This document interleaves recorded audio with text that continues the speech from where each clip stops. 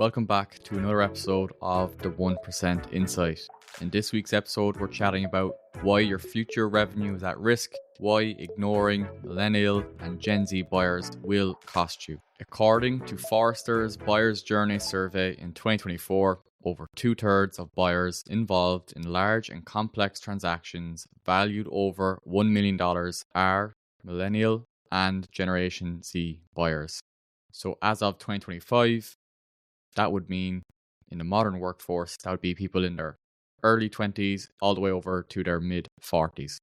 Is your current B2B technology marketing strategy and tactics engaging this majority of B2B buyers?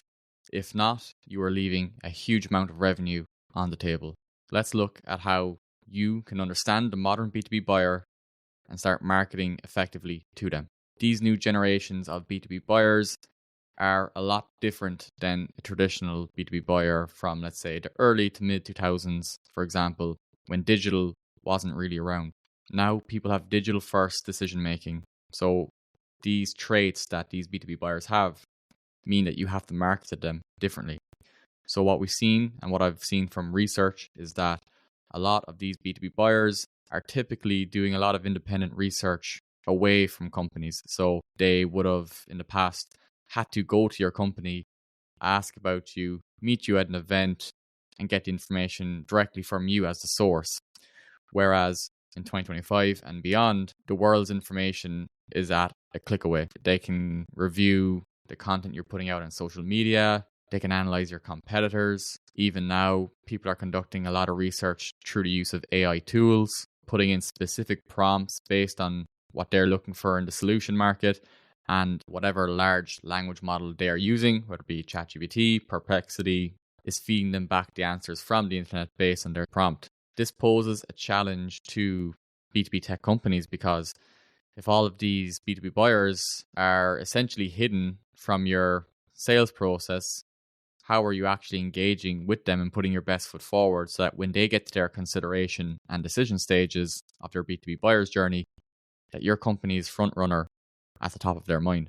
This is where content can assist. There's a significant trend where the majority of these B2B buyers, so anywhere from their early 20s to mid 40s, are conducting a lot of independent research. So if you're missing out on a huge part of the B2B journey where these B2B buyers are conducting their own research, you don't know they even exist or even potentially looking at your solution, you need to be putting your best foot forward online to make sure that you're engaging them and getting as much data as possible about people engaging with your content on a weekly, monthly basis.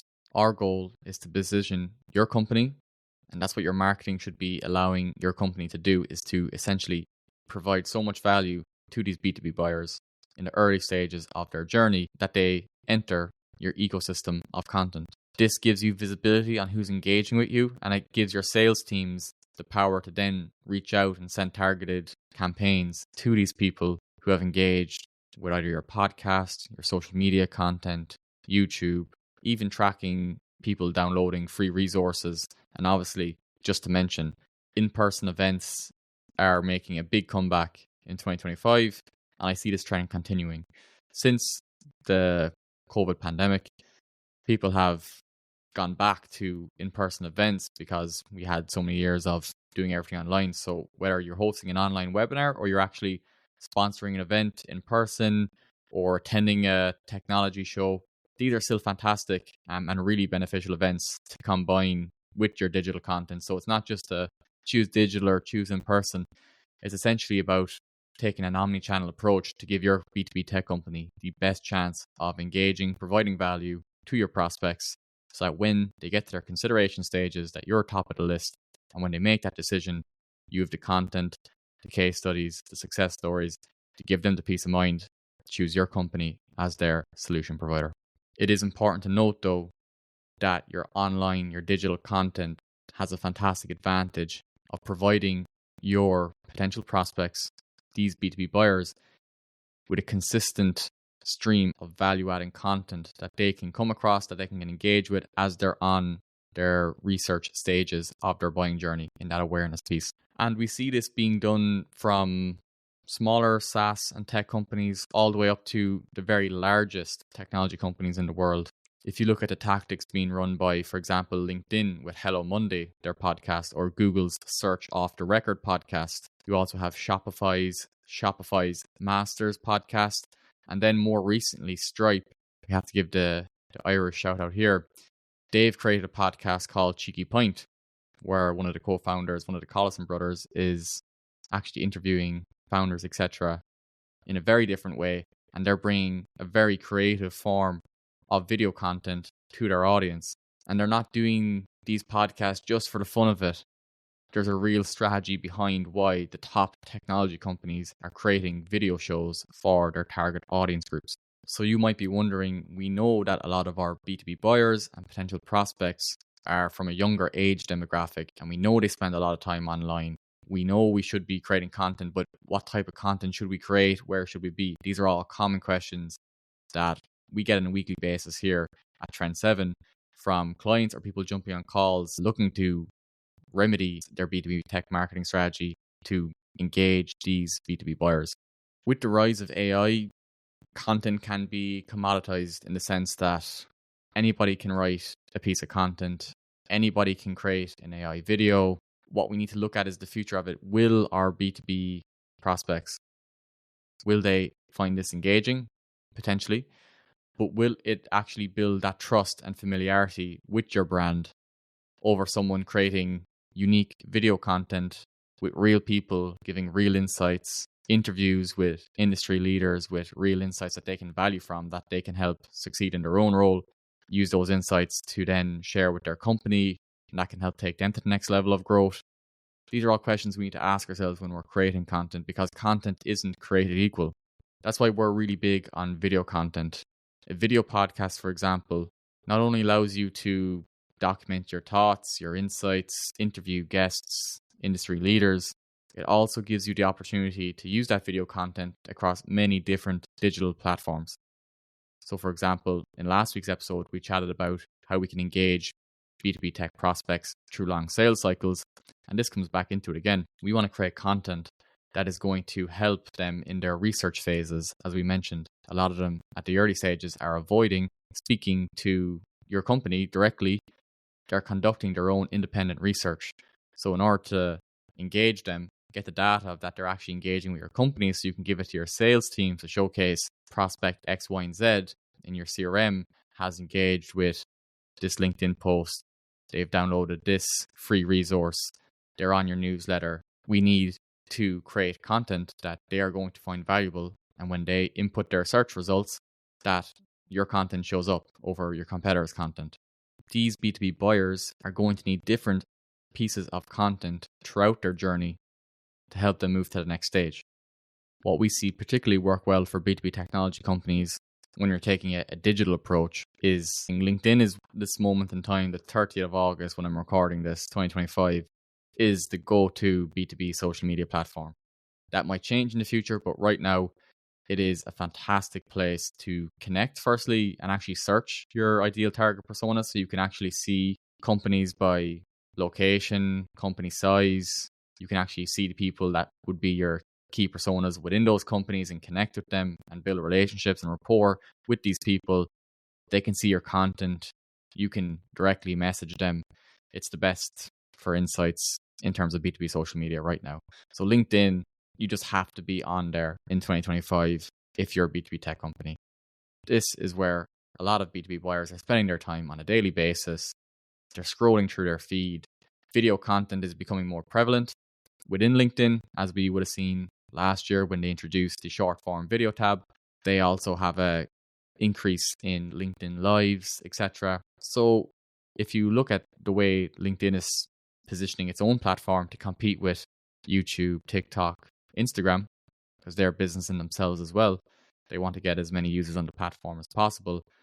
Video content is a core piece of that in 2025. So in order to play to the platform's strengths, grow your own presence from either a founder-led marketing approach, your brand, you need to be creating at least some form of video content. It gives you a lot of opportunities. So let's just take the example that we always go back to at the 1% Insight, because it is one of the most effective ones at present, is your video podcast. So you take that video podcast that you're recording for your long form, But with those key insights from through it, you can take those as text-based insights, you can turn it into carousel posts, you can use it as short form video, and it will start arming you with pieces of content that is specific to your target audience group and provides value to them. And you can start distributing that across your personal LinkedIn profiles because they will get more trust, more engagement than your company account. But it's also important to post on your company LinkedIn account also, because that's where they'll go to see customer success stories, get more information about you as a company. So it's important to balance both. And we'll jump into that on another day in terms of an episode on LinkedIn personal profiles versus LinkedIn brand accounts. Another platform that can work exceptionally well for engaging with your B2B buyers while they're in this research phase of their buying journey would be YouTube. Now, this would be typically where we see audiences go for more longer form content. So if you have longer videos on how-tos, tactical based content, interviews, customer success stories, they can all kind of sit here. But it's a different channel and platform than LinkedIn, for example. So with this, you need to really be focusing on your thumbnail and title so that you actually have a chance of engaging them and getting them to watch your video, because if the thumbnail and title don't resonate with them, chances are they'll just keep scrolling. Another benefit of YouTube is that it is one of the largest search engines in the world. So all these large language models, all these Google searches that your B2B buyers are putting in through their research phase will be drawing on content from the internet to give them answers. So it's a no-brainer that you need to be putting content out there through your YouTube, through your social media, through your own website that is specifically aligned with the questions they're asking. So that therefore Google, ChatGPT can give them back answers, and the answers they're going to be giving back is your company's content.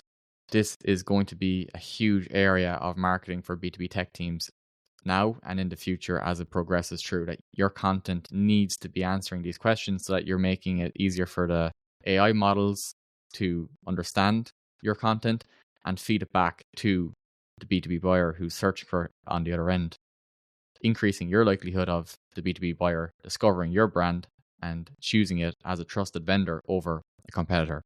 And this also looks at the importance of consistency over perfection. So it's something that I think every brand creator will go through, is that 80% done is better than never posted. So like if you're constantly looking for perfection in your content, you'll be hamstringing your own efforts because you're going to post one video here and then it might take you another 4 weeks to record another video.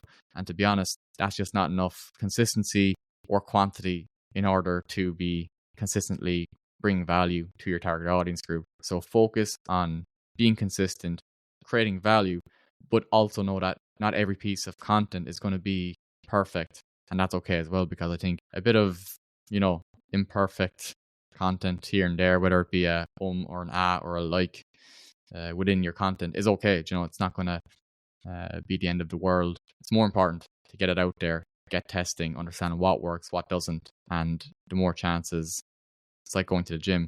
The more reps you do, the better off you'll be. They're not going to be perfect all the time, but it's better to actually put in the reps than not do it at all.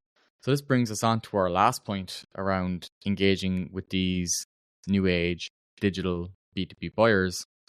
So it's not just social, it's not just in-person events, it's not just your website, it's about creating an omni-channel digital experience that's positive for that B2B buyer. So it's not just doing one thing really well. You with these B2B buyers, if they're not happy, if they're not impressed, if they're not having a positive experience with your brand or your company, they will not engage with you and they will quickly move on to the next brand in search of a better experience. So everything from your social, your website, your YouTube, your podcast, your in-person events needs to be quality. Finding ways of creating value, whether that's through the podcast or a how-to guide, different reports, different research that you can provide them, essentially, so that you are their go-to source of information over your competitors, will always be a good move. You're building this trust and familiarity with your brand so that when they become in market and ready to make a decision on a solution, your B2B tech brand is the obvious choice. Another benefit of posting content and tracking that is the importance of data. Your AI models, etc., in the future will be built on your own company data. So in order to track this, you need to be putting out content. you can start measuring what's working, what's not working. There's tools out there now that can actually measure who's engaging with your content. So you can actually start tracking them so you have some visibility of them throughout their B2B buyer's journey without them actually engaging with a sales rep, for example. So this is really important information about your target audience group that you need to be tracking, storing correctly in your CRM and databases. And you can use this to personalize outreach in the future. So this will be a key link between marketing and sales. Marketing can gather data and signals and intent, and you can give that to your sales teams to help them better book meetings, get more conversations, and start building pipeline. If I had one key takeaway to give to you today, it would be to audit your current B2B technology marketing strategy and look at areas where you're not engaging with the modern B2B buyer. So if your content isn't getting engaged with, or you're not posting any content, or you're doing content maybe once a month or once every 2 months, and your posting is sporadic and it's not really value creating for your target audience, I would audit that. If you're not doing it, your competitors will, and you don't want to lose market share. And if you're not engaging these digital first B2B buyers, and it's only going to continue along this trend as more B2B buyers are coming from younger age demographics as they go through university and come out and grow into their careers, your revenue, your potential revenue of your B2B tech company is at huge risk because they won't even know that your company exists if you're not online. Tune in to next week's episode of the 1% Insight.